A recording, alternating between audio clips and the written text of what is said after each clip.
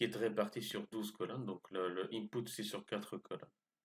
Ok, donc je vais ajouter un premier row, comme vous le voyez, hein. Donc ici, je l'ai indiqué avec une bordure ici, hein. Donc un row avec 2 colonnes avec le contenu filter by et 4 colonnes pour la zone de saisie. Eh bien, allons-y.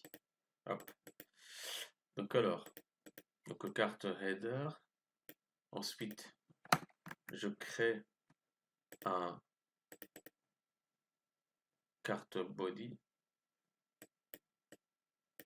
Donc, carte body.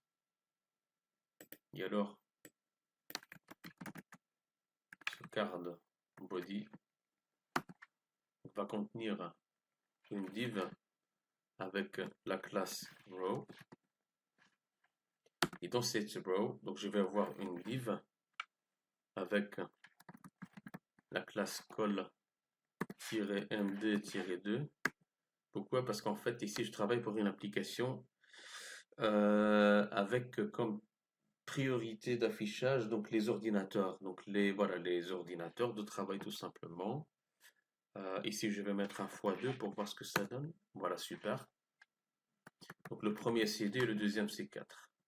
Donc ici, je vais taper le texte, donc filter by, 2 points. Et là, je vais ajouter un input texte.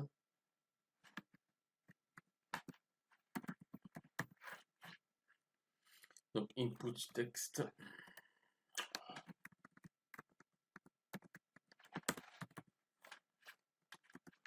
Voilà. Et alors, voilà. Donc je sauvegarde. Qu'est-ce que ça donne? Ça me donne un truc comme ça. Filtered by input text. Donc alors, mon affichage n'est pas correct. Pourquoi? Parce que ici, donc je vais devoir le mettre en forme. Et alors, donc ce que je peux faire, c'est dire au moteur, donc alors au navigateur de forcer l'affichage en fait, donc avoir donc la carte ici doit occuper, la carte header doit occuper toute la largeur de la page. Donc ça je peux le faire alors soit ici, soit ici au niveau du style, donc style.css. Je peux le faire où je veux, hein. Moi je vais le mettre ici, parce que mon objectif en fait c'est avoir une mise en forme unique pour toutes les pages. Donc pour faire ça je vais taper div card-header.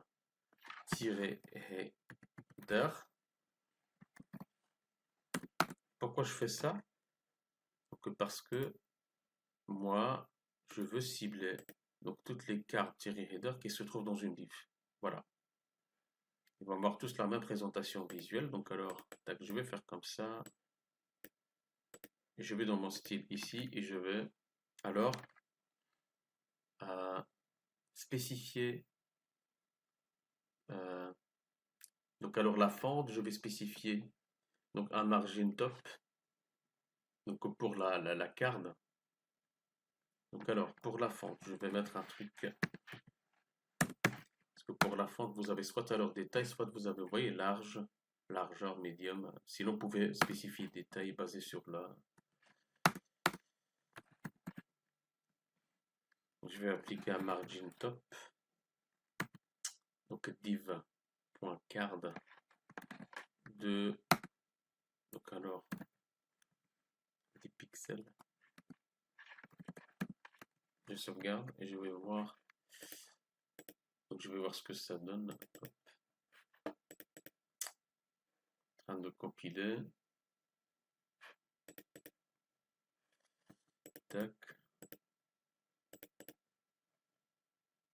Donc je vais vire cette instruction. Parce que c'est celle-là qui m'a donné cette largeur un peu étroite. Je rafraîchis ma page et voici ce que ça donne. Donc liste de produits, filter by, margin top de 10 pixels et puis ma zone de saisie. Voilà. Donc alors ensuite je continue. Et donc alors, je vais avoir une deuxième row. Cette deuxième row, qu'est-ce que je vais avoir en fait dans cette row? Donc je vais avoir un filtre by. Ah non, le filtre by en fait je ne l'ai pas. En fait ici. Donc je vais avoir une table. Et alors une table responsive. Dans cette table, donc je vais avoir une liste donc de produits. Ok, pas de souci. Donc je vais continuer. Yep. Donc alors card body, tac. Donc j'ai la première row. Ensuite je vais ajouter une table responsive. Cette table je peux la récupérer à partir du site Bootstrap.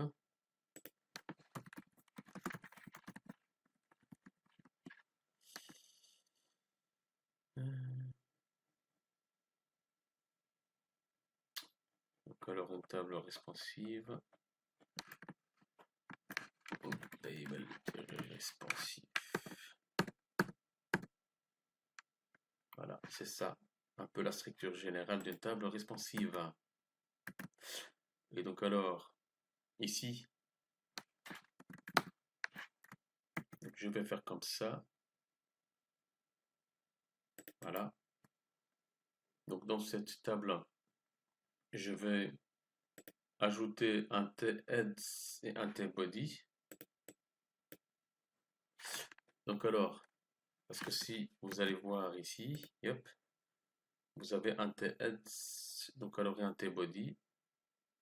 Donc mon t-heads, je vais afficher donc alors les intitulés des colonnes ici, donc show image, product, jusqu'à 5 stars ici. Allons-y. Donc alors, t-head. Et dans mon t-head, donc je vais créer un row. Et dans ce row, j'ajoute combien de th? 6. Ça me donne ça. Et alors, dans mes th, je vais simplement alors taper ces intitulés ici. Donc alors le premier, c'est quoi? Ça a l'air, apparemment c'est un bouton. Donc alors le premier intitulé, en fait c'est un bouton. Donc alors je vais faire quoi?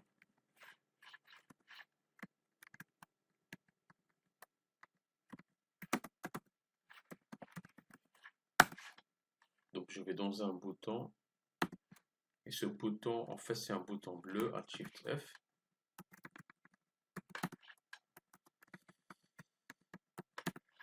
Donc c'est un bouton bleu. Et dans Bootstrap, un bouton bleu, c'est un bouton primary. Donc, classe btn. Donc je vais voir qu'est-ce que j'ai ici dans Bootstrap. Donc Bootstrap, bouton exemple.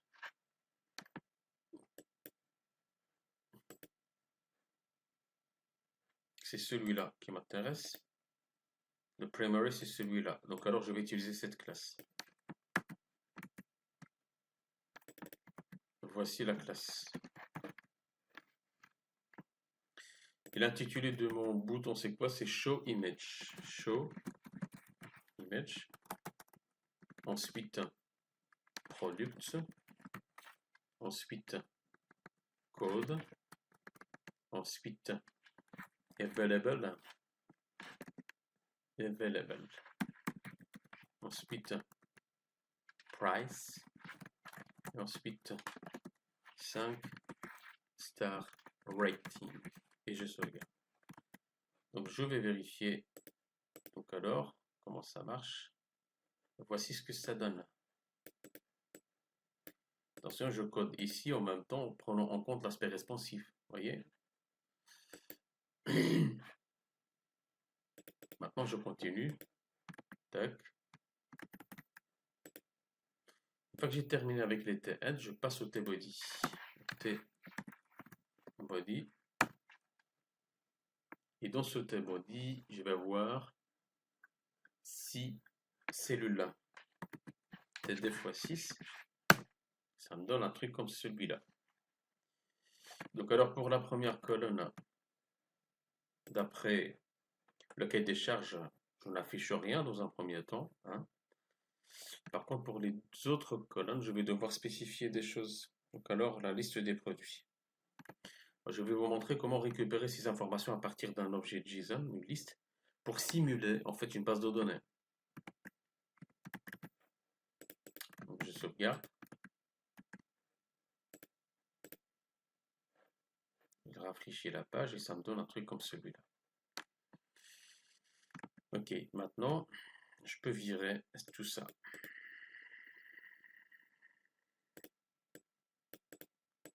Il n'y a pas besoin. Shift F. Est-ce que c'est bon ou pas? Oui. Apparemment, ça a l'air bon. Donc alors cette div, il est fermé quelque part, oui, ici, et celle-là. Elle est fermée ici, c'est bon.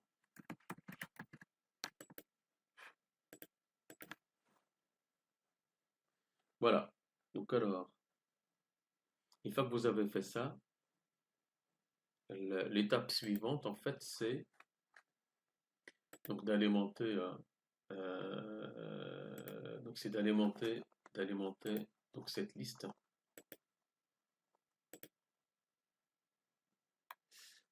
Ok. Et donc alors, je sauvegarde tout ça. Je vérifie une dernière fois. Est-ce que c'est bon? Donc ici, je vais marquer une petite pause. Voilà, regardez ici. Tac.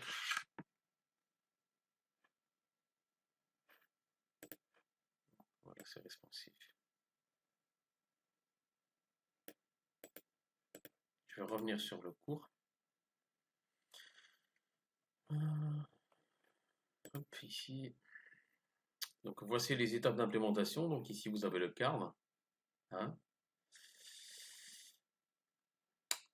Donc alors, ensuite, donc alors vous avez, oui, vous avez ici le template. Donc ici, tac, tac, tac, vous avez donc une explication par rapport au sélecteur, comment il est utilisé dans le app.components.ts. Ensuite, voilà, on lance l'application. Voici le résultat. Maintenant, je continue avec le binding. Donc le binding, en fait, lui, qu'est-ce qu'il fait? Il va coordonner la communication entre la classe du composant et son template. Il implique souvent le transfert de données. Voilà, template, classe, propriété, méthode. Oui, là on parle de l'interpolation. Donc l'objectif de cette interpolation, c'est insérer des chaînes calculées dans le texte entre les balises HTML et dans les attributions d'attributs. Donc alors vous avez une propriété, vous voulez afficher sa valeur, vous la mettez avec ce syntaxe et ça s'appelle l'interpolation. Donc alors le nom, ici souvent le nom d'une propriété, hein, donc ici, et l'interpolation est une syntaxe spéciale convertie par Angular en une liaison de propriétés. Voilà. Je pense que vous avez compris ça, hein. Voilà, je pense que c'est clair pour tout le monde. Donc sachez que dans le TypeScript, vous avez la possibilité de créer des getters et des setters. Quelqu'un m'avait posé la question en fait à ce niveau-là. Effectivement, on peut avoir des getters et des setters, c'est un peu verbeux, mais en tout cas, il y a moyen de le faire. Ça vous donne la possibilité de contrôler les valeurs que vous affectez à vos propriétés avant l'affectation. D'accord? Apparemment, valide, ça doit être strictement supérieur à 0 et à 13. Pour pouvoir contrôler ça, vous utilisez des getters et des setters. Et l'underscore au début de, enfin au nom de ta variable, c'est une convention? Oui, c'est juste en fait un best practice. Donc alors pour les variables privées, donc on préfixe par un underscore. Pour les variables passées, en fait, on a des paramètres. On fait normalement on fait P, M en majuscule, month. Et ce sont des conventions. Ça dépend de l'équipe, ça dépend de voilà, de ce que l'architecte en fait a mis en place comme guideline d'un point de vue codage, quoi. Mais ce n'est pas obligatoire. Ok. Donc, l'utilisation de l'opération dans notre exemple. Voilà l'exemple de l'utilisation de l'interpolation. Voilà, taf, taf, taf. Ok, ensuite. Donc, alors, mon objectif maintenant, c'est quoi? Mon objectif, c'est afficher une liste de produits. Donc alors moi je n'ai pas encore une base de données, mais ce que je vais faire, donc je vais simuler une base de données. Donc alors, je suis dans quel slide ici? Tac, tac, je suis dans le 17. Donc je vais simuler la présence d'une base de données. Donc je vais commencer par quoi? Par créer un tableau. Vous aurez l'occasion de voir comment ça marche. Donc alors les tableaux dans TypeScript. Et alors un tableau alimenté par des types inconnus, parce qu'on n'a pas encore une classe product. Donc alors, qu'est-ce que je vais faire? Je vais déclarer un tableau de products. Donc suivez avec moi parce que c'est ce que vous devez faire en fait juste après. Donc alors je vais utiliser le type any. Et alors c'est un type qui va être alimenté d'une manière statique avec une liste de produits. Voilà. Je vais le laisser comme ça pour l'instant. Et donc alors, je vais switcher sur le cours parce que j'aimerais vous expliquer un peu de petites notions qui sont importantes. Parmi les directives que vous avez en Angular, vous avez ce qu'on appelle les directives structurelles. C'est-à-dire qu'ils vont changer complètement la structure du DOM, hein, Document Object Model. Donc ils peuvent retirer des bouts de code hein, ou bien les ajouter. Et alors, voilà, donc ils permettent de faire évoluer votre code d'une manière dynamique. Donc vous avez le if logique, en fait, en Angular, c'est quoi? C'est un étoile ng if. Et le for loops, donc le boucle for, bah, c'est étoile ng for. Donc alors, un exemple. Donc supposons que nous, ici, on veut avoir un affichage conditionnel de cette table. Donc quelle table? Celle-là. D'accord? Et on ne veut pas afficher cette table, donc si la liste de produits est vide. Ça va? Ça n'a pas de sens d'avoir un affichage comme celui-là. C'est flippant, ça n'a pas de sens. Donc avoir un truc comme celui-là, vous avez les titres et vous n'avez rien ici, on dirait que c'est un bug. Donc, nous, on ne veut pas afficher ce tableau quand la liste est vide. Donc alors ça c'est le pourquoi, maintenant le comment. Donc alors on va dans cet attribut balise HTML table et on va utiliser le ng if. Et alors le ng if est égal à quoi? Simple cote products. Qu'est-ce qu'il va faire lui? Si products contient au moins un produit, ben, il va nous afficher la table. Sinon, il ne va pas l'afficher. Mais attention, donc lui, qu'est-ce qu'il va vérifier ici? Il va simplement vérifier si l'objet est instancié. Donc alors, or, on peut se retrouver avec un objet instancié, mais qui est vide. Voyez? Donc d'abord, je vérifie que l'objet n'est pas nul, qu'il a été instancié quelque part. Et ensuite, vérifier qu'il y a au moins un produit. Pour faire ça, donc je vais faire cette vérification. Donc products.length.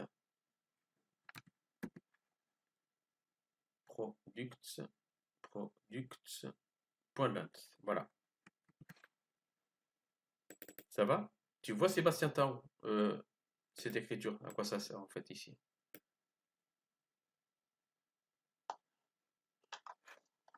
Tu reprends un tableau de la liste de products. Si je comprends. Mais là ton if, il check si ton product il est pas nul et s'il est pas vide, c'est ça? Oui, donc elle check ses produits s'il n'est pas nul. S'il n'est pas nul, elle va vérifier s'il y a au moins un produit. Ok. Tu vois, c'est spécifique pour l'affichage, on peut pas s'en servir pour autre chose. Le ng if, si machin, je sais pas quoi, alors on affiche autre chose à la place, je sais pas. Bah, bien sûr. Ce que je vous montre maintenant, c'est toute une stratégie en fait ici. Donc je vous montre, pardon, excusez-moi. Donc ce que je vous montre maintenant, c'est la puissance du langage, donc TypeScript côté front. Et alors c'est if et c'est else et ces boucles et tout, en fait, ils sont utilisés pour justement contrôler donc l'aspect visuel en fait. Vous voyez donc toute la puissance d'un langage avec les boucles, les branchements et tout qu'on utilise d'habitude côté serveur. On va pouvoir les utiliser, mais pour contrôler le layout, en fait, le rendu final de la page. Et ça, c'est pas mal, ça. Toi, tu me dis ce qu'on peut l'utiliser pour autre chose. Moi, je t'explique en fait un concept. Je vous explique en fait une puissance, une compétence. En fait, je vous explique en fait une manière de contrôler votre code côté front. Et tu peux l'utiliser dans n'importe quel contexte. Tu vois? Donc ici, par exemple, moi, je ne veux pas afficher un tableau vide. Ça n'a pas de sens, tu vois? Regarde, il est disparu le tableau, tu vois? Donc pourquoi? Parce qu'en fait, product, voilà, ne contient aucun élément. On est d'accord?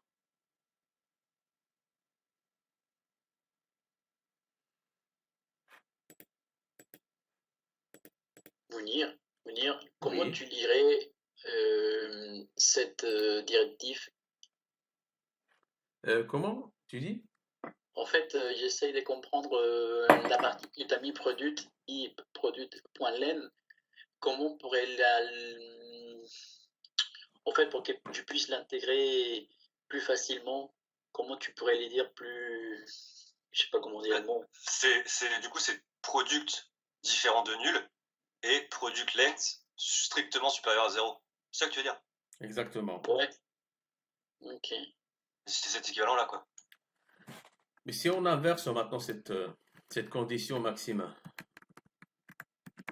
si on inverse cette condition, est-ce que c'est la même chose ou pas? Est-ce que le code va planter ou pas? Bah, il va vérifier si la longueur, enfin, supérieure à 1, va vérifier s'il y a quelque chose. Il va vérifier quoi?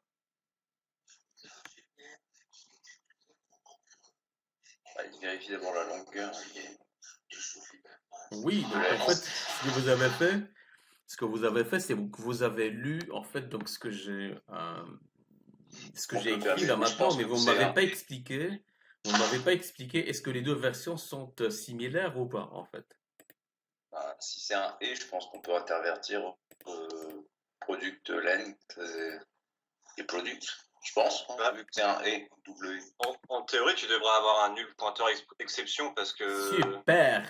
Bravo Denis. ton product, il n'existe pas encore. Enfin, il n'a pas checké si ton product existait encore, en fait. Si, mais simplement parce que moi je l'ai initialisé, je pense ici, si je fais comme ça, je ne sais pas ce que ça va donner là. Si je fais comme ça, bon, oui, donc là il a compilé. Donc si je fais comme ça, je vais sur mon F12. Tu vois, regarde, regardez ici, réflexe au développeur. Si vous n'avez pas cette réflexion d'aller voir les erreurs, les éventuelles erreurs en allant sur la console, c'est franchement triste. C'est vraiment triste. Si vous n'avez pas cette réflexion de se dire, OK, avec les slides de débugage côté client, de se dire, OK, donc quand ici, regarde, donc ça a l'air bon, mais non. Vous êtes développeur, vous voyez derrière vous voyez derrière cette interface. Donc vous dévoilez le côté obscur de la page. Tac, yop. Vous allez voir console et là vous allez voir ce qui se passe en fait ici.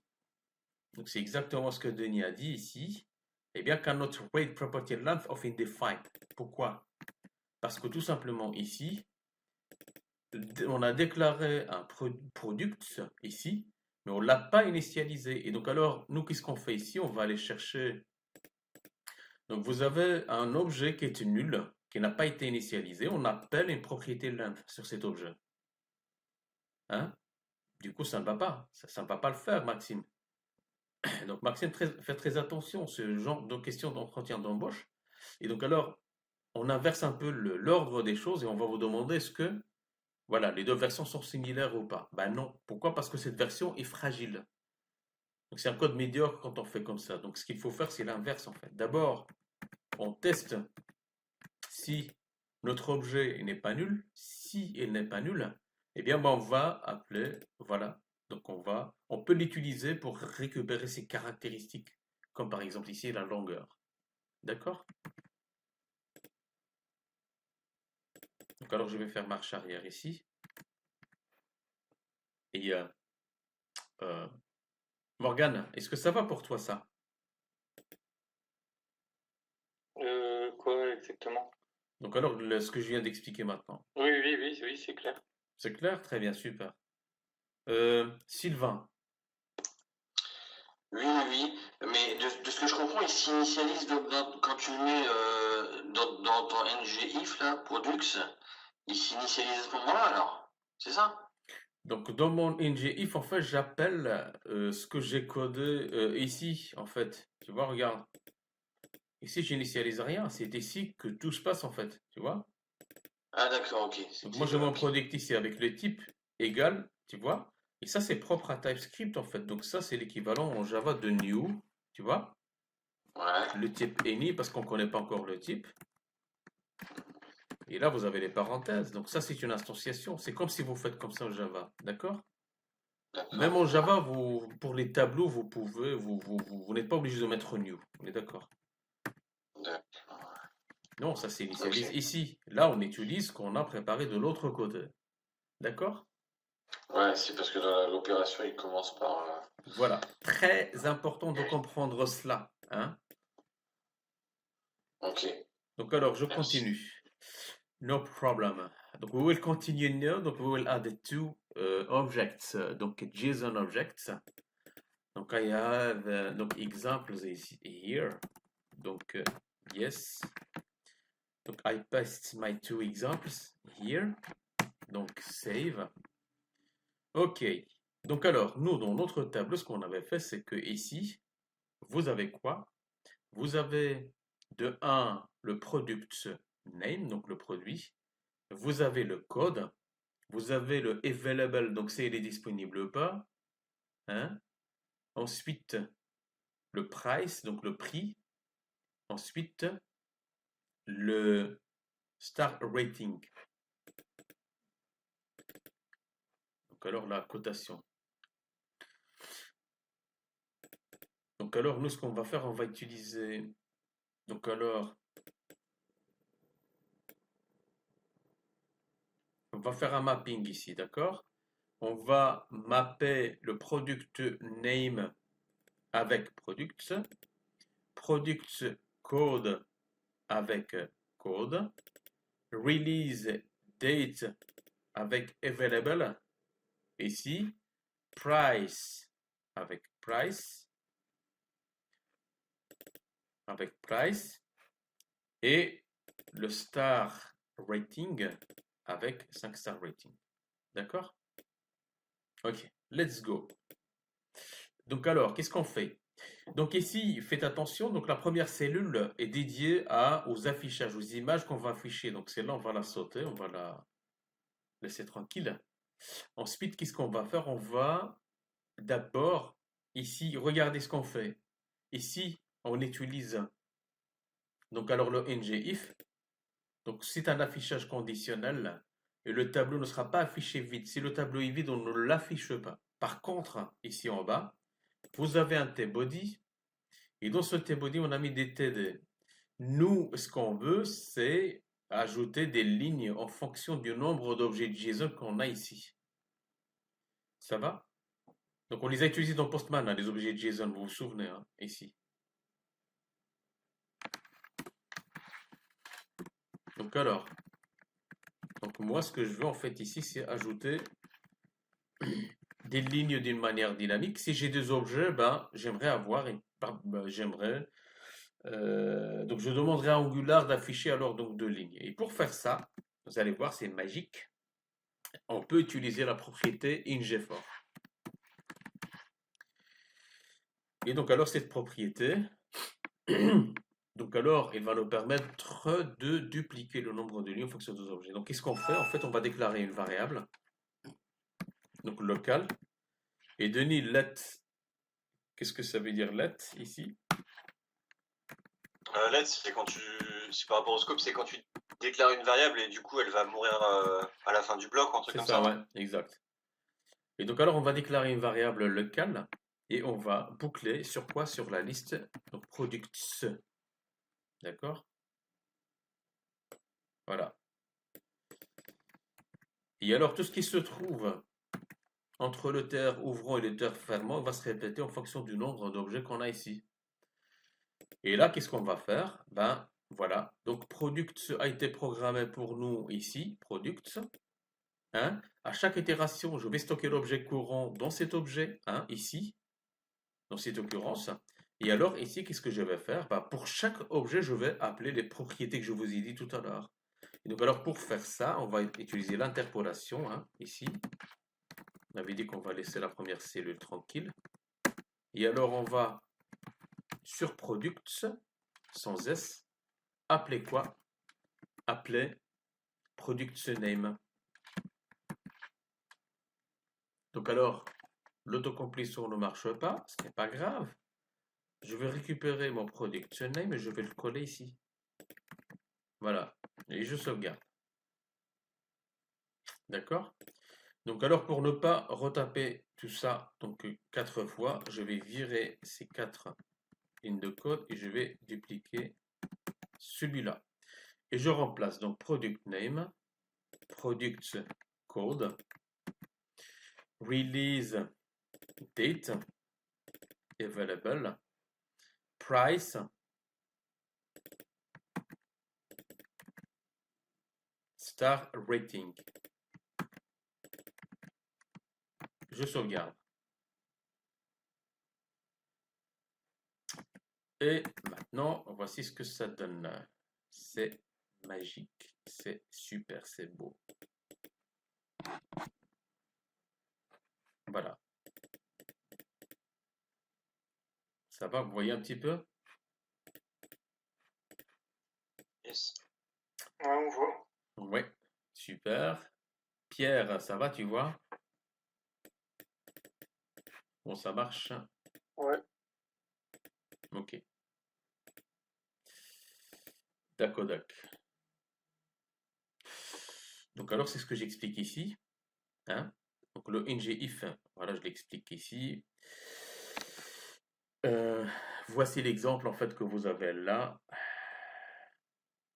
toute façon, vous avez le code de l'exemple que je suis en train de taper, il est là. D'accord? Aucune excuse de ne pas y arriver. La personne qui va être sélectionnée et les 2-3 autres qui doivent reprendre les explications doivent être au niveau de la confiance que le client leur est confié. Bah, que le client, en fait. Et donc, alors, vous avez le ngIf. Vous avez ensuite l'exemple ici. Le ngFor, bah, je l'explique ici, d'accord? Voilà, product, et on utilise product ici, d'accord? Petite remarque sur les boucles for ici en Java. Donc alors, parfois on utilise for off et puis for in. Je pense que Maxime, qui l'année passée, avait posé cette question. Et donc alors, donc iterate over iterated donc objects such as an array results. Donc voilà. Donc la première version, il va itérer sur les objets même. Donc ça va nous donner des donc bout et puis un k. Hein. Et le deuxième, il va itérer au travers les propriétés de l'objet. Donc alors, ça va nous donner 0, 1, 2. Donc celui-là, il va itérer donc alors sur les propriétés. Et donc alors, nicknames, ici, il va nous afficher les indices, les index. Il ne va pas nous afficher les indices, il ne va pas nous afficher les valeurs. Le in. Par contre, le off, c'est les objets il va boucler sur plutôt les valeurs, si vous voulez. Ça, c'est les valeurs, ça, c'est les indices. Mais quand vous avez des objets, ben lui, il va s'afficher les objets ici, pas les indices. Bon, le ng-switch, en fait, ici, directive, c'est une directive. Bah, vous avez un peu l'équivalent de toutes les versions de boucle d'autres langages. Ils ont été programmés ici. Bah, à titre informatique, vous avez le ng-switch. Donc, je vous explique comment on peut utiliser un ng-switch ici dans une liste LI. Et alors, le ng-switch, donc alors, il peut avoir plusieurs valeurs. On va checker donc la variable person country. C'est les UK, eh bien, bah, il va afficher ces ELI, sinon, il va afficher celle-là, sinon celle-là. Si la valeur de country ne correspond à aucune valeur ici, il va par défaut afficher le ng-switch defaults. Voilà. Donc alors, je vous invite à faire cet exercice. Et donc alors, l'objectif, c'est quoi? C'est récupérer donc la dernière version. Donc votre travail que vous avez fait avec moi tout à l'heure, vous devez créer un composant titre list. Utilisez ce composant pour afficher un tableau de titre si il contient des titres. Voilà. Donc les données de test, en fait, donc voilà, je les ai partagées avec vous dans ce slide.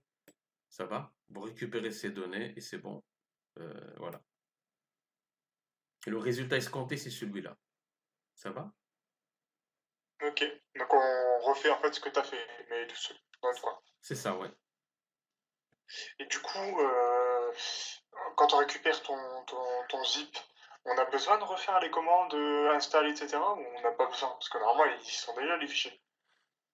Mais moi, je ne partage pas je ne partage pas la solution avec vous. Donc vous devez continuer sur ce que vous avez fait ce matin. Ça, c'est en fait la version de product list, en fait. Tu vois? Ça, c'est juste ma démonstration, ça. Ce n'est pas les tuteurs. Moi, je travaille pas dans les tuteurs.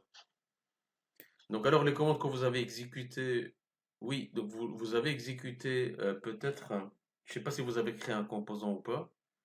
Donc ici, si vous avez créé des composants, vous pouvez les remover, les supprimer. Et ici, vous allez sur Internet et vous tapez donc Angular Remove Components. Donc alors vous allez voir que c'est très simple. Ouais.